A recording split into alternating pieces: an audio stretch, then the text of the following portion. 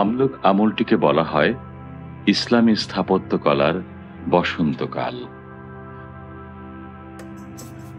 ত্রয়োদশ শতাব্দীর মাঝামাঝি সময় থেকে ষোড়শ শতাব্দীর গোড়ার দিক পর্যন্ত প্রায় ২৫০ বছর ধরে এ ধরনের স্থাপত্য কৌশল বিরাজমান ছিল।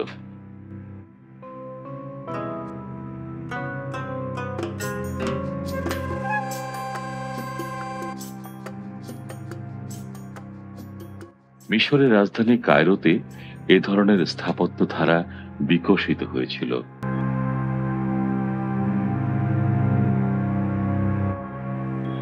ধর্মীয় উদ্দীপনা তাদের শিল্পকলা ও স্থাপত্যের মহান পৃষ্ঠপোষকে পরিণত করে।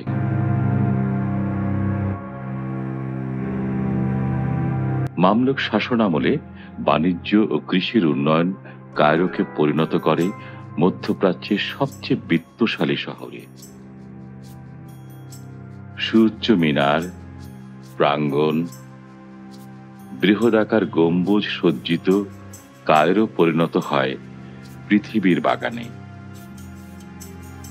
মামলুক স্থাপত্য কৌশলে কোন সংস্কৃতি বা রীতিধারার চেয়ে নির্মাতার ব্যক্তিগত রুচির ছাপ বেশি ছিল।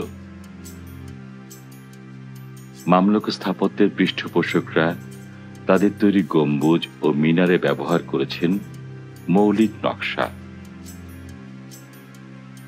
এগুলোর অলঙ্করণ করেছেন ফুলেল কিংবা জটিল জ্যামিতিক নকশায়।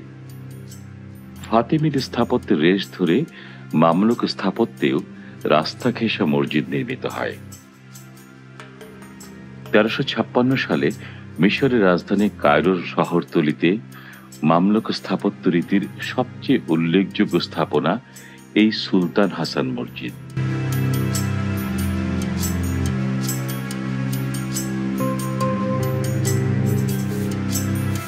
এই মসজিদে সে সময় শুধুমাত্র নামাজ পড়া ছাড়াও ইসলামের সুন্নি সম্প্রদায়ের শাফি, মালিকি, হানাফি ও হাম্বলি মতবাদের শিক্ষা ও গবেষণার জন্য ৪টি পৃথক স্থান নির্ধারণ করে দেয়া এই মসজিদটি বানানো হয়েছিল।